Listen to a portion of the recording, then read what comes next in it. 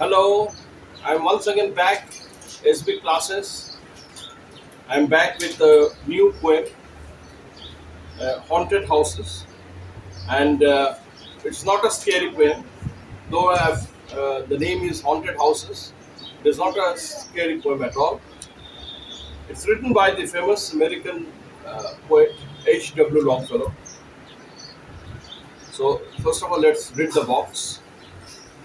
Henry Wadsworth Longfellow, 1807 to 1882, one of America's iconic poets of the 19th century, reminded Americans of their roots through his writings. So, he is an American poet and he writes about the American history, American culture. He is remembered for the myths and classical legends that he created from American historical events and materials, such as the Song of Hiawatha, based on Native American oral history.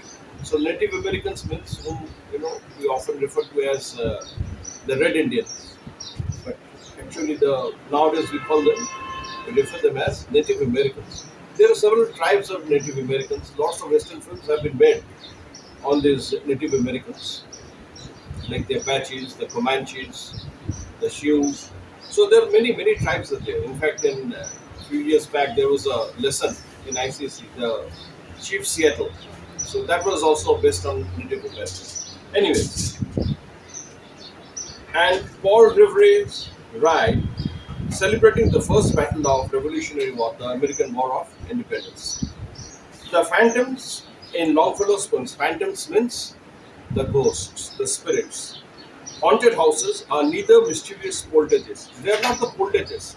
The poltergeists, there are series of movies of poltergeists, which refers to the evil ghosts, the evil spirits who possess on you know, living human beings and they try to destroy them.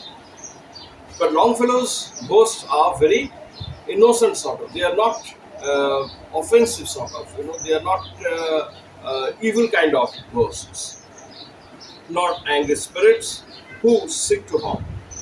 They are simply the souls of the dear departed who linger in our memories and therefore in our lives and homes. So they are departed uh, family members, ancestors who are just no more with us, but their memories are still lingering with us. You know, so their memories, they are only in our memories. So their spirits are all moving around us. This is a bond, a bond of between the living world and this world of the spirits, and uh, they are not able to detach themselves from the living world because there is a bond of affection, love, memory, all things, uh, together. So there is a bond of attachment with the spirits. They seem to share our living spaces and silently observe, perhaps even join in our daily activities at the table, at the fireside. They float, they waft, they glide about us, and we feel somehow they are connected to us all the time. That is what I said you just now. So there is, they are uh, actually with all our household chores, all our household activities, day-to-day activities. They move around us. They keep moving around us. Even they sit with us in the same dining table. They uh, suppose we are sitting somewhere in the fireplace, near the fireplace. So they are also sitting beside us. But we are not able to see them. We are not able to see them. They are intangible. We are not able to see them. We are not able to feel them. But they are existing. But they are able to see us. So that is what the poet wants to convey. The poem's regular rhythm and rhyming structure and its gentle tone evoke a feeling of peace and solace. So this is a rather peaceful poem, a very harmonious poem, a sense of security that is not often associated with notion of haunting. So whenever you talk of haunting, haunted houses, it gives an eerie feeling, something associated with evil spirits and ghosts and all these things, murderous ghosts and all. So it is nothing of that sort. This is very very different, quite contrasting. So Longfellow's in Longfellow's poem, we find that the spirits are very, innocent sort of, and they share a bond of relationship and love and affection, very unlike the ghosts we usually see in in stories and movies and all. Longfellow's assertion that all houses are haunted houses is comforting rather than menacing, an acknowledgement that our loved ones, although no longer with us, will continue to walk among us as long as they live in our memory. So, our ancestors, the people who once lived with us, our family people, our parents, our grandparents, they might not be with us anymore. They might have left this world, but they shall be living perpetually. They shall be, they shall continue to live with us, and it's a sort of bond of, it's a bond of relationship between the spiritual world and the living world. So let's start with the poem. All houses wherein men have lived and died are haunted houses. So, as the poet has said already, that the all the houses, in every houses there are people who lived, who were born, who lived their life, lived their youth, and they ultimately they grew old and they died, they passed away. So a complete life cycle they have spent.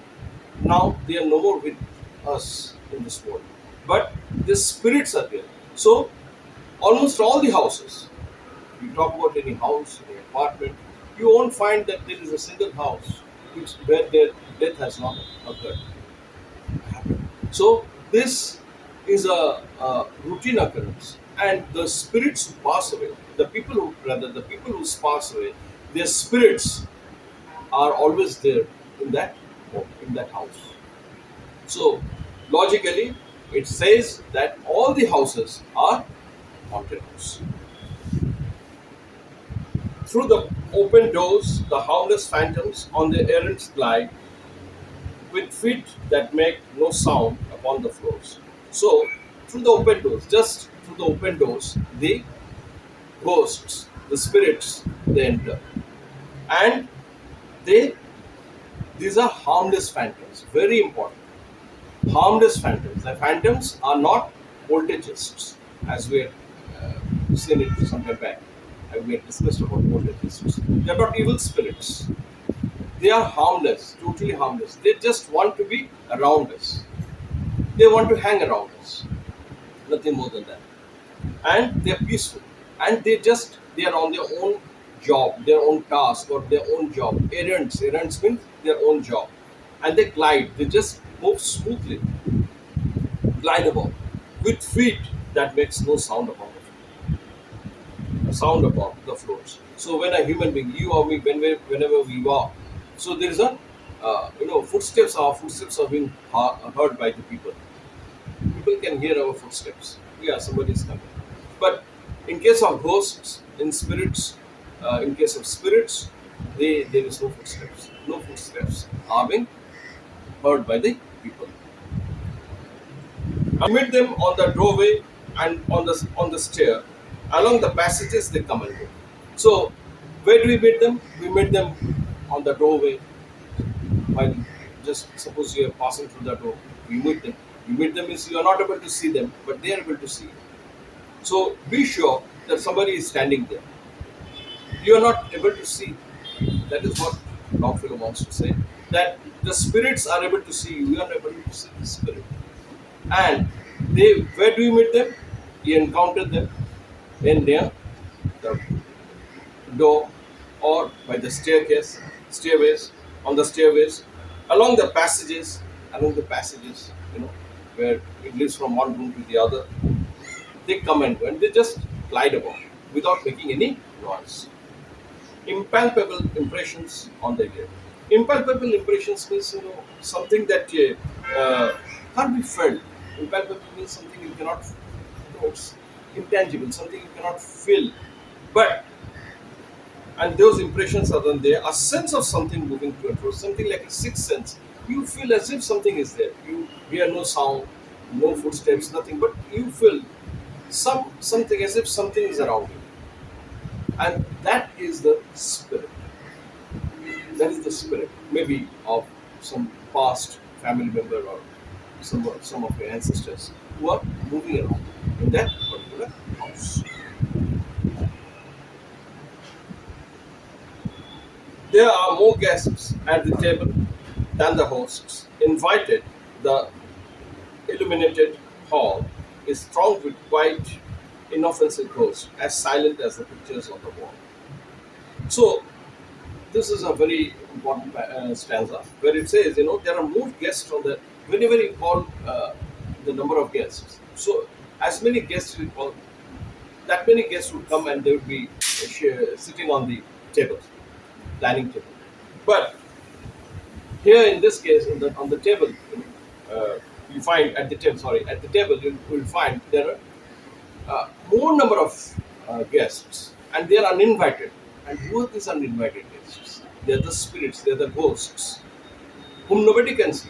Your guests who are living, they're sitting there, you are sitting there. But you people won't be able to see those ghosts, but those ghosts will be able to see. So they just want to be with you. They just want to give company to you. So they just sit there quietly without doing any harm. They won't eat away your food or anything, but just they would sit quietly at the table. And the number of the ghosts would be more. So invited, the host invited. The illuminated hall is thronged. The hall is lit up with beautiful decorative, lights and all.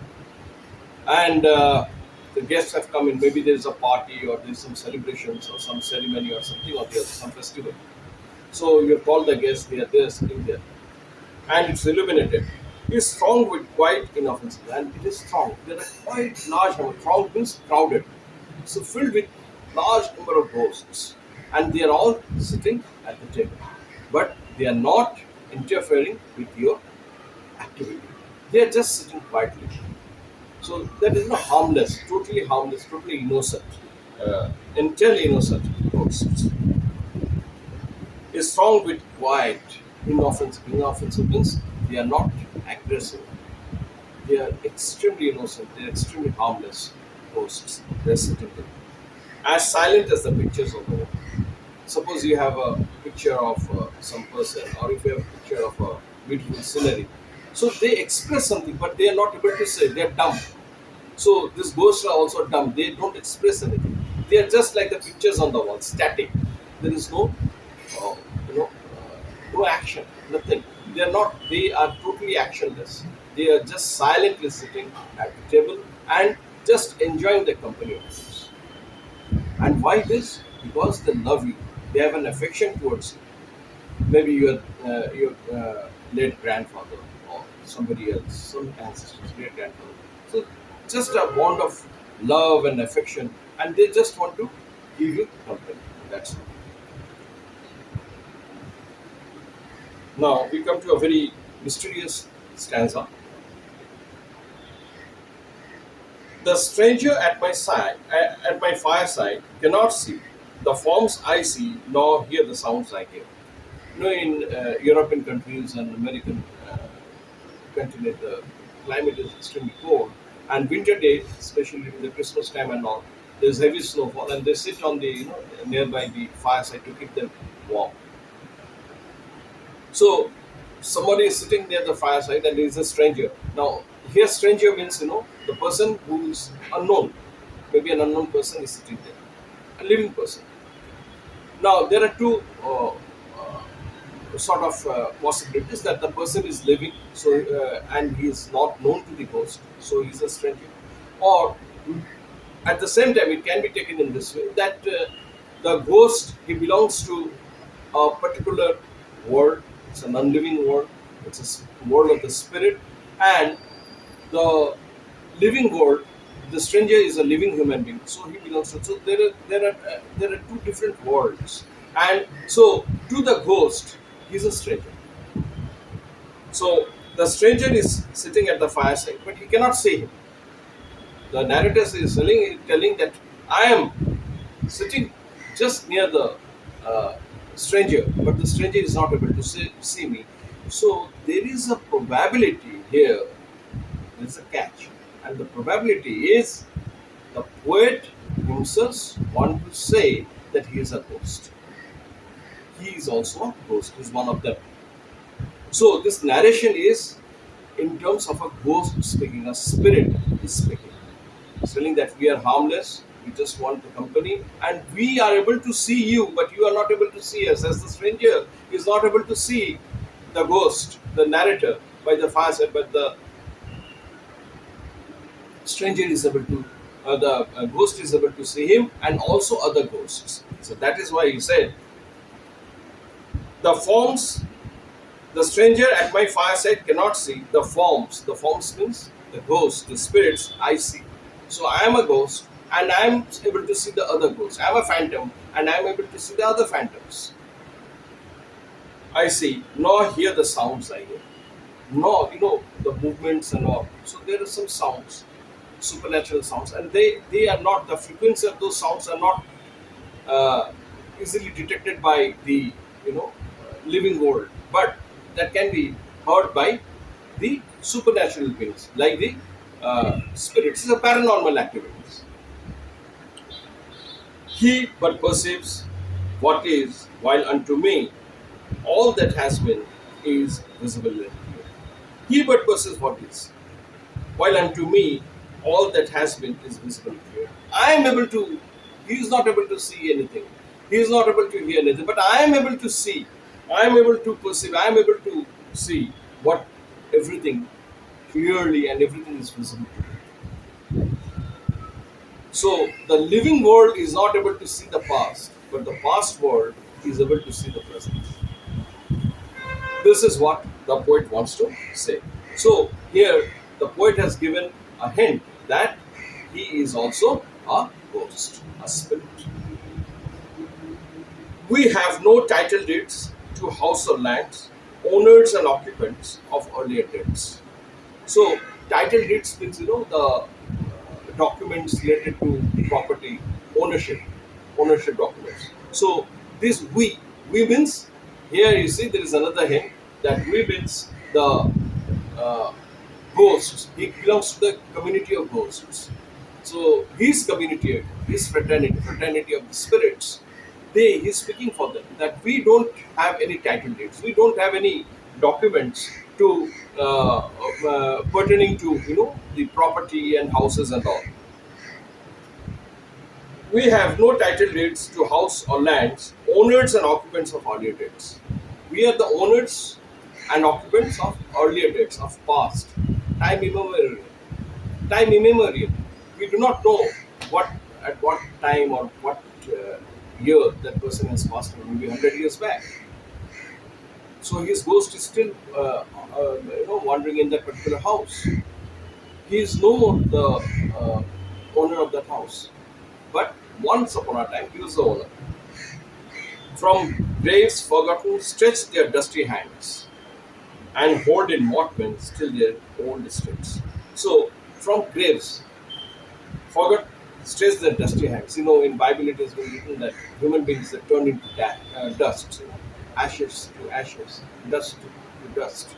So that belief, dusty hands. So the hands, they just stretch out their hands from the graves, and their hands are dusty, and they stretch out, and from the forgotten, maybe they have been forgotten many years back, some ancestor.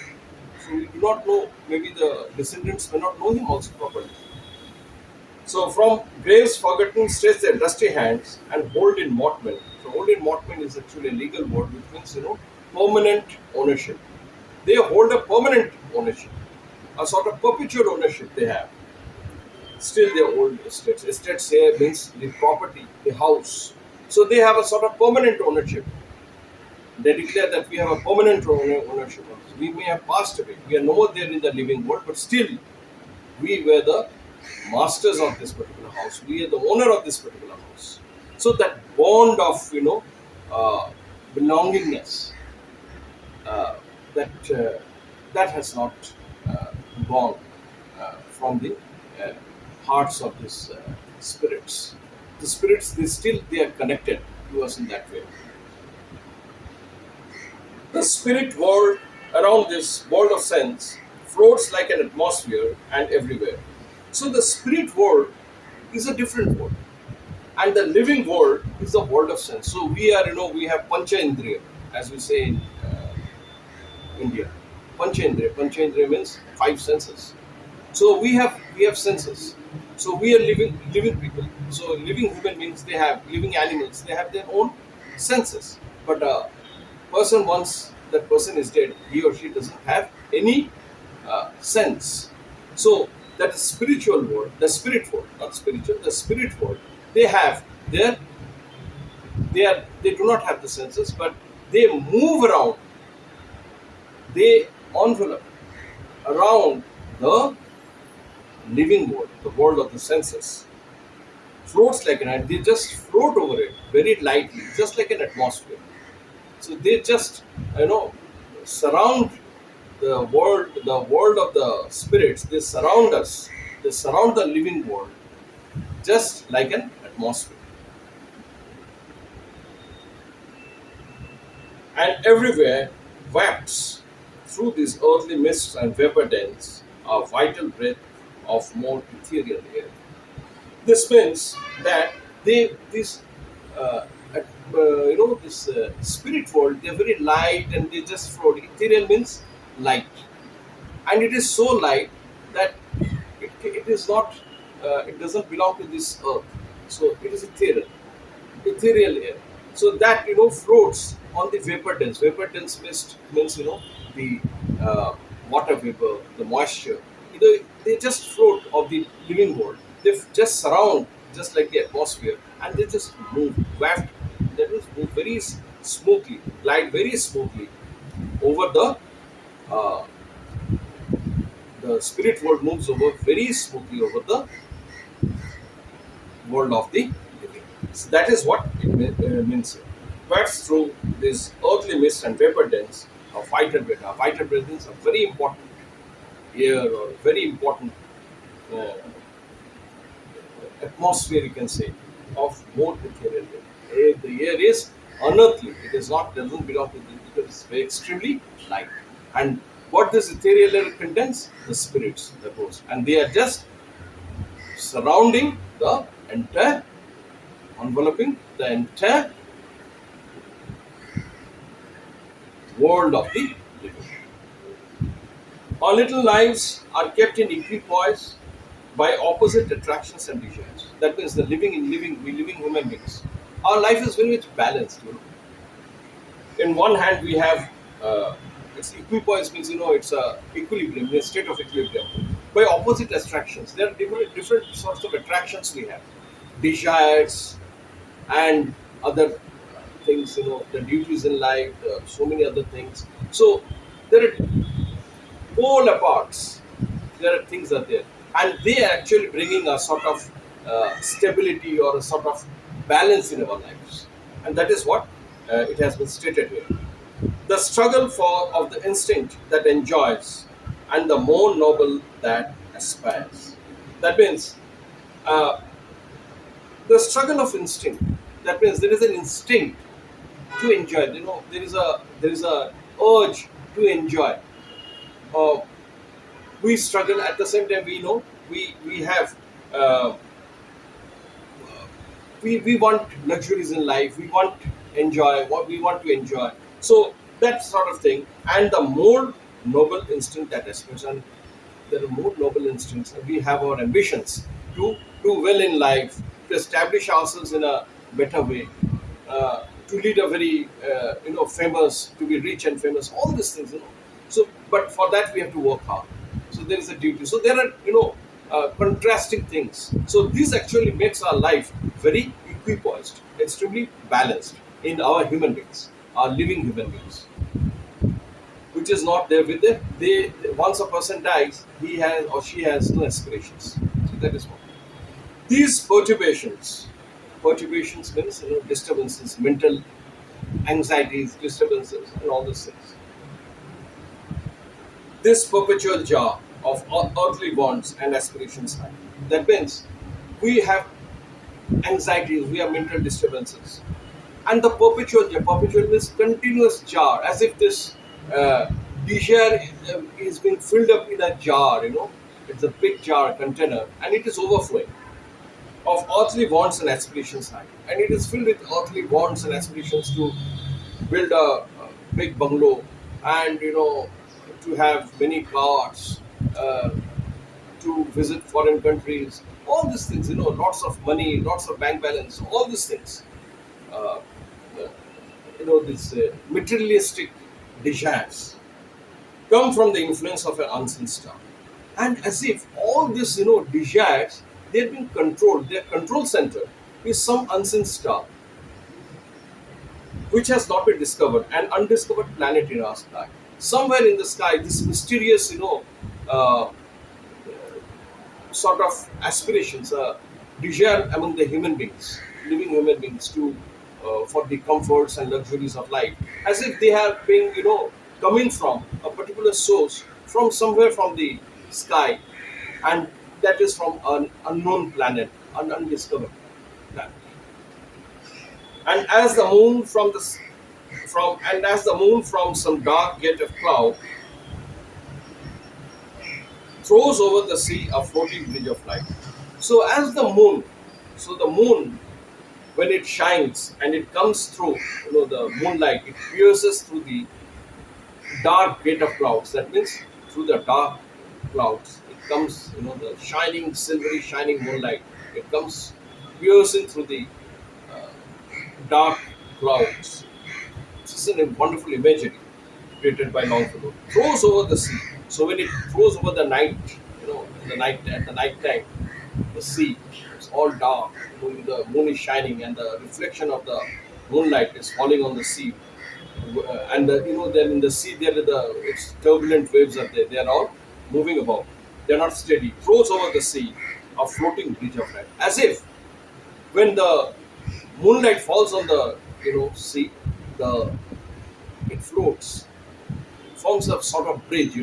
The moonlight forms a sort of bridge, and that bridge is floating. It is not stable. Across those trembling planks of fancy's crowd, into the real realm of mystery and light. Which means across those trembling planks, as if those planks means the bridges, and they are trembling because the waves, they are constantly moving, so nothing can remain steady over there. Even a ship, it also, it is not steady. It moves with the waves, a sea or a boat, something like that. The bridge over the sea is actually trembling, and they are our fancies, our desires are also compared to that. So our desires are also, they are trembling, they are not steady.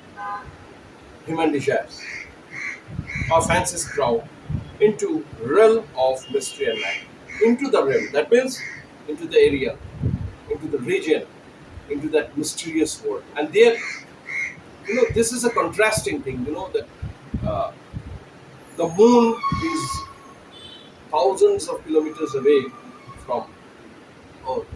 So it is sending its moonlight, and it is establishing a connection, a bridge with this Earth, which is a living planet, a planet which is the dwelling place for living people.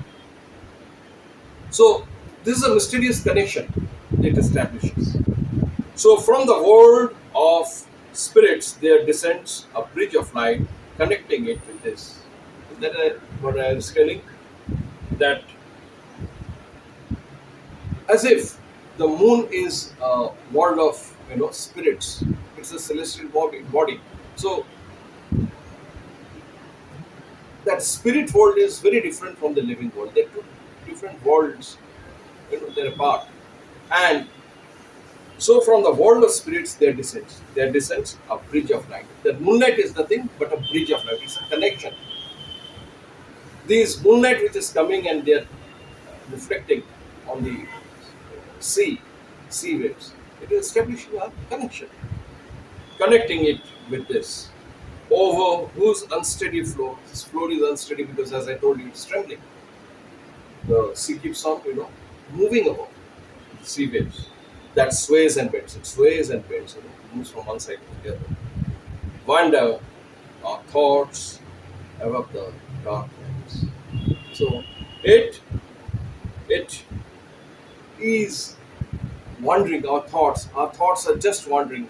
The human thoughts, the human desires.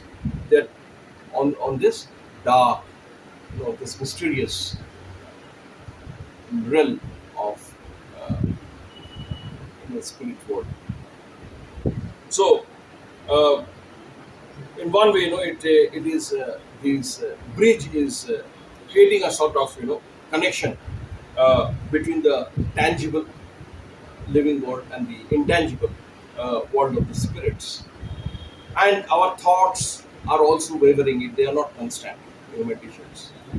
So, on the whole, we can say that to sum up, that this poem is actually between two worlds. It's a connection between the two worlds: the world of the living, the world presently existing, and the world that is not living, no more living. They are no more existing. The people, but the spirits are existing. So there is a connection between the past and the present. It's a lovely poem by H.W. Longfellow, and there are a few you know figures of speech, poetic devices, like in the first line, all houses where men have lived and died.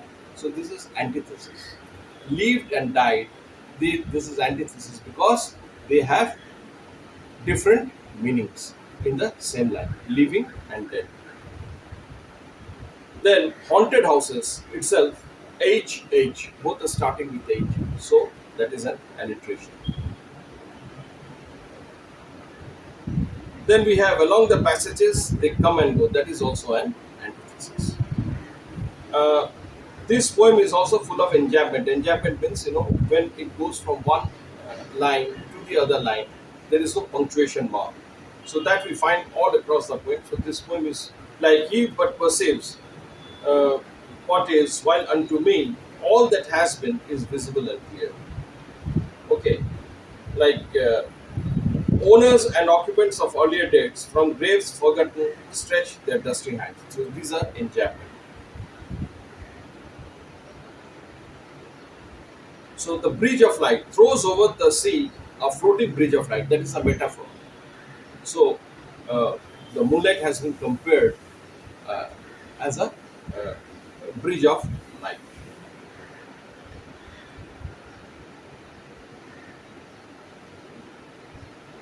As silent as the pictures on the wall. This is a simile. As silent as pictures on the wall. So this is a simile. Our little lives are kept in equipoise, alliteration, because little and lives both are held. These perturbations, this perpetual joy. So, perturbations, perpetual joy. Again, these are alliterations. So, this is all. I shall be posting my next video also. But before I conclude, I request you all to please like, share, and also subscribe my channel. Thank you very much.